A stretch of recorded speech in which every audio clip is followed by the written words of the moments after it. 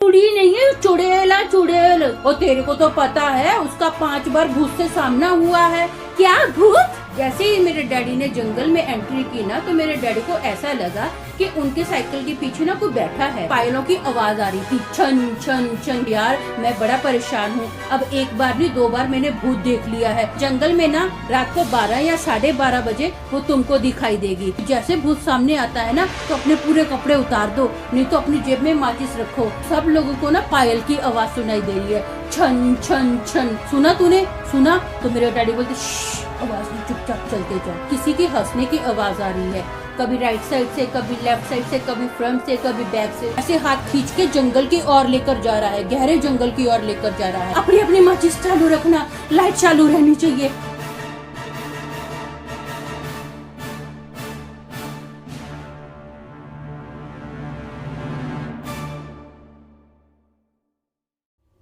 लोगों से बातें सुनी है भूत से बचने के लिए इंस्टेंट उपाय।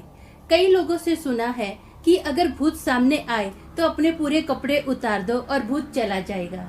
और कुछ लोगों से सुना है कि अपनी जेब में माचिस रखो, जैसे भूत सामने आए तो माचिस चालू कर दो और भूत भाग जाएगा। ऐसे ही वगैरह वगैरह सर पैर की बातें, जो कि सुनने में तो बहुत फनी लगती हैं और झूठ भी। मैंने अपनी पैरानॉर्मल की स्टडी में ना ही तो इन बातों का कभी उल्लेख सुना है और ना ही पढ़ा है, पर आज के किस्से ने मेरी स्टडी को और मेरी सोच को मुंह तोड़ चुनौती दी है। वो कैसे? चलिए सुनाती हूँ। हेलो दोस्तों, मेरा नाम अमन है। मैं आप सभी का मेरे YouTube चैनल 50-50 ब्लॉग में स्वागत करती हूँ। उम्मीद करती हूँ कि आप सभी अच्छे और स्वस्थ होंगे। आप मेरे चैनल को सब्सक्राइब कीजिए, लाइक कीजिए, शेयर कीजिए, कमेंट कीजिए और हाँ, बेल आइकन को दबाना मत भूलना, ताकि आपको आने वाले वीडियो के नोटिफिकेशंस मिलते रहें। दोस्तों, जब मेरे डैडी की उम्र 13 या 14 साल की थी ना, तो मेरे डैडी ने स्टडी छोड़ दी थी और अपने ही फादर के साथ, मतलब मेरे दादाजी के साथ राजमिस्त्री का काम चालू कर दिया था। मेरे डैडी ने बहुत जल्दी ही राजमिस्त्री का काम सीख लिया था। मेरे जो दादाजी थे ना, वो ठेका लेते थे, घरों का कॉन्ट्रैक्ट लेते थे। तो मेरे दादाजी ने एक घर का कॉन्ट्रैक्ट लिया था और बोला था कि आपका घर ना मैं 15 दिन में खड़ा कर दूंगा। मैं दिन रात एक करके आपका घर खड़ा कर दूंगा। और मेरे दादाजी ने इसके लिए ना अच्छी खासी रकम भी उन लोगों से ले ली थी। एक दिन क्या हुआ, मेरे दादाजी बहुत बीमार पड़ गए। तो मेरे दादाजी ने मेरे डैडी को बोला कि ऐसा कर, आज तू काम पर अकेला चला जा, मैं तुझे पूरा काम समझा देता हूँ। मेरे दादाजी ने मेरे डैडी को पूरा काम समझा दिया और मेरे डैडी को जितना काम समझाया था ना, मेरे दादाजी ने बोला ये काम आज पूरा कर कर आना। तो मेरे डैडी ने बोला ठीक है, मैं काम पर जाता हूँ। मेरे डैडी काम के लिए किसी दूसरे गांव में गए थे। तो मेरे डैडी ने वहाँ पर अपना पूरा काम निपटाया, जितना भी काम दादाजी ने समझाया था। अब काम पर ना उनको बहुत लेट हो गया था, कम से कम 12 बजे थे। तो मेरे डैडी ने सोचा कि अब घर के लिए निकलना चाहिए, बहुत लेट हो गया है, काम करते करते आज बहुत देरी हो गई है। तो मेरे डैडी ने साइकिल उठाया और घर की ओर निकले। जैसे ही घर की ओर निकले ना, तो उनको रास्ते में जंगल आता था। अब इतना टाइम पुरानी बात है, आपको पता है कि उस टाइम पर ज्यादा तो आबादी होती नहीं थी, बियाबान जैसे सब जगह जंगल ही जंगल होते थे। तो मेरे डैडी ने भी अपना साइकिल उठाया और जंगल की ओर आ गए हैं। कम से कम उनको 45 मिनट्स उस गांव से जंगल तक आने के लिए लगे। जैसे ही मेरे डैडी ने जंगल में एंट्री की ना, तो मेरे डैडी को ऐसा लगा कि उनके साइकिल के पीछे ना कोई बैठा है। तो मेरे डैडी ने फर्स्ट से टर्न करके देखा तो कुछ भी नहीं था। तो थोड़े ही कदम पर आगे जाकर ना वहाँ पर एक नहर थी। तो नहर के पास ना डैडी को पायलों की आवाज आ रही थी, छन छन छन करते हुए।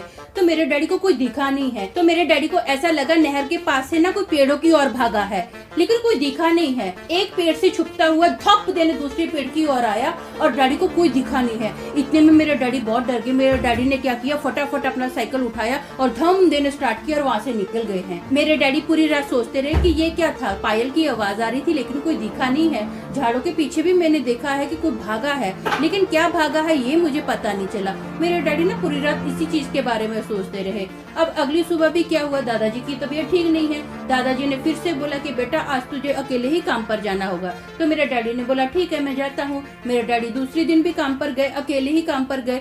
जितना दादाजी ने काम समझाया था उतना पूरा काम निपटा दिया। दूसरे दिन भी बाई चांस वही सेम टाइम हो गया, उतने ही लेट हो गए मेरे डैडी। काम करते करते टाइम का पता ही नहीं चला कि कब टाइम निकल गया है। अब जितना दादाजी ने काम समझाया था वो तो उनको पूरा करना ही था। तो मेरे डैडी ने काम खत्म किया और फिर से वो जंगल की ओर आने लगे।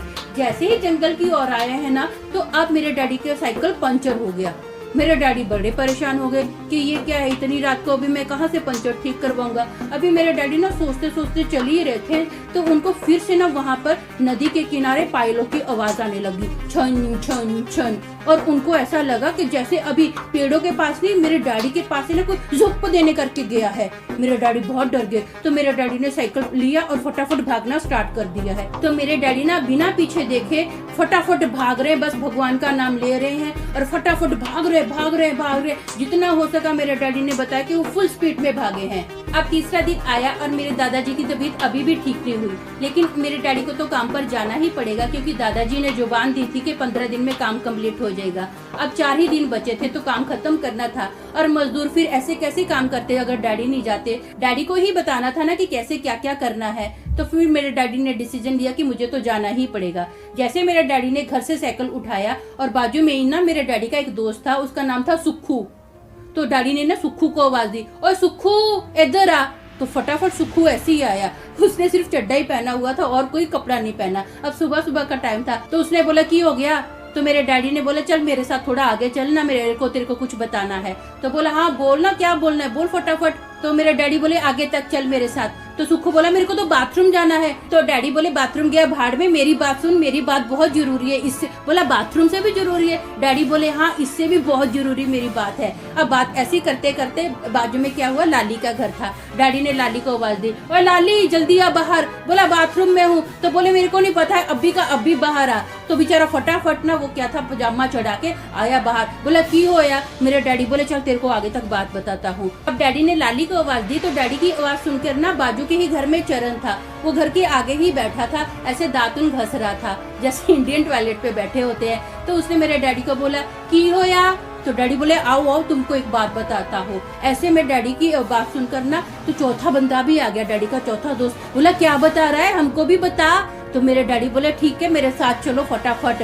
तो मेरे डैडी ना ऐसे साइकिल पर ही लेकर जा रहे हैं और बातें करते जा रहे हैं। मेरे डैडी बोले यार मैं बड़ा परेशान हूँ, अब एक बार नहीं 2 बार मैंने भूत देख लिया है। तो सब लोग बोले क्या भूत, क्या भूत। सब लोग ऐसे हंसकर बोल रहे। डैडी बोले हाँ मैंने भूत देखा है। बोले अच्छा कैसा दिखता है। तो डैडी बोले दिखता नहीं है दिखती है। तो बोले अच्छा कुड़ी है। डैडी बोले नहीं नहीं कुड़ी नहीं वो चुड़ैल है। नहीं नहीं कुड़ी है ना। डैडी बोले अरे यारो कुड़ी नहीं है चुड़ैल है, चुड़ैल। कुड़ी मतलब लड़की नहीं है वो चुड़ैल है। बोले हाँ है तो कुड़ी ना।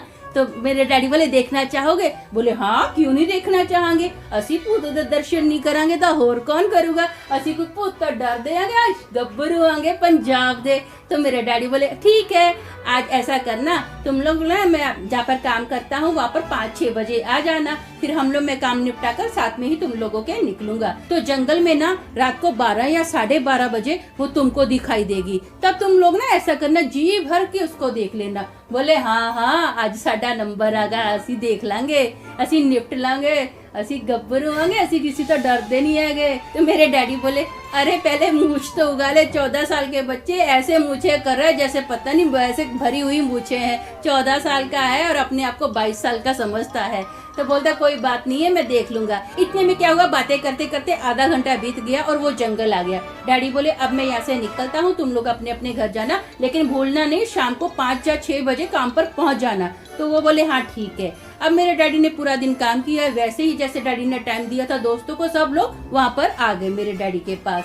इतने में क्या हुआ अभी 10-11 बजे का टाइम होगा। तो डैडी का एक दोस्त बोला चल यार अभी तो बहुत अंधेरा हो गया है निकलते हैं। तो डैडी बोले मैंने तुम लोगों को पहले ही बोला था वो 12 या 12:30 बजे से पहले नहीं दिखेगी, रात का ही उसका एक फिक्स टाइम है, उतने बजे ही आप लोगों को दिखेगी। तो जैसे ही 12 बजे ना तो डैडी ने बोला चलो अब निकलते हैं घर की ओर।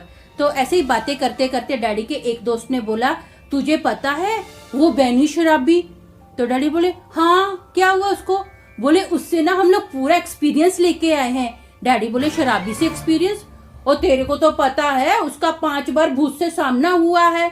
हाँ हाँ डैडी बोले हाँ हाँ तो उससे पूरा एक्सपीरियंस ले लिया है। हमने उससे पूछा है कि भूत से बचने के लिए क्या करें, तो उसने हमको बताया कि जैसे भूत सामने आता है ना तो अपने पूरे कपड़े उतार दो, नहीं तो अपनी जेब में माचिस रखो। देख डैडी के दोस्त ने जैसे ये बोला ना तो सब दोस्तों ने अपनी जेब में से माचिस निकाली दोनों हाथों में। बोले देख पूरा बंदोबस्त करके आए, कुछ नहीं होगा।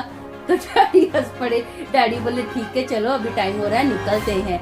ऐसे बातें करते करते ना डैडी, अभी सब लोग साइकिल पर ही हैं, बातें करते करते जा रहे थे, अपने अपने साइकिल चला रहे थे। तो सब लोगों को ना पायल की आवाज सुनाई दे रही है, छन छन छन। तो सब लोग एक दूसरे का मुंह देख रहे हैं, सुना तूने, सुना? तो मेरे डैडी बोलते आवाज नहीं, चुपचाप चलते जाओ।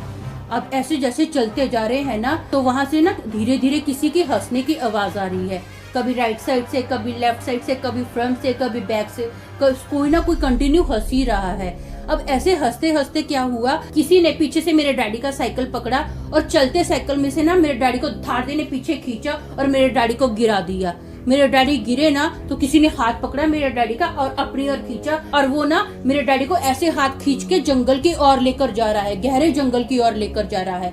तो सब लोग मेरे डैडी को छुड़ाने की कोशिश कर रहे हैं, लेकिन कोई देख ही नहीं रहा कि किसने मेरे डैडी का हाथ पकड़ा है। सब लोग ऐसे मेरे डैडी को पीछे से पकड़े हुए हैं कि अपनी ओर खींचे। तो जिसने भी मेरे डैडी का हाथ पकड़ा था ना, उसमें इतनी पावर थी ना, तो वो मेरे डैडी के साथ साथ मेरे डैडी के दोस्तों को भी घसीट रहा है, क्योंकि सबने आजू बाजू मेरे डैडी को ऐसे पकड़ा हुआ था और अपनी ओर खींच रहे थे। लेकिन मेरे डैडी के दोस्त मेरे डैडी को अपनी ओर खींचने की जगह उस चीज की ओर खींचे जा रहे थे। सब लोग कोशिश कर रहे हैं कि मेरे डैडी को बचाएं, लेकिन बचा ही नहीं पा रहे हैं। तो फाइनली एक बंदे ने क्या किया, अपने पूरे कपड़े उतार दिए, और फिर भी मेरे डैडी को कुछ नहीं हुआ। मेरे डैडी तो खींचे ही जा रहे हैं, और मेरे डैडी की डर के मारे ना आवाज भी नहीं निकल रही है। मेरे डैडी चिल्लाने की कोशिश कर रहे हैं, ऐसा मारने की कोशिश कर रहे हैं। सब लोग आजू बाजू भी ऐसे कर रहे हैं कि मारे मारे मारे, कुछ दिख ही नहीं रहा है। तो फाइनली मेरे डैडी के एक दोस्त ने क्या किया, उसने अपनी जेब में से ना माचिस निकाली और माचिस ऑन की।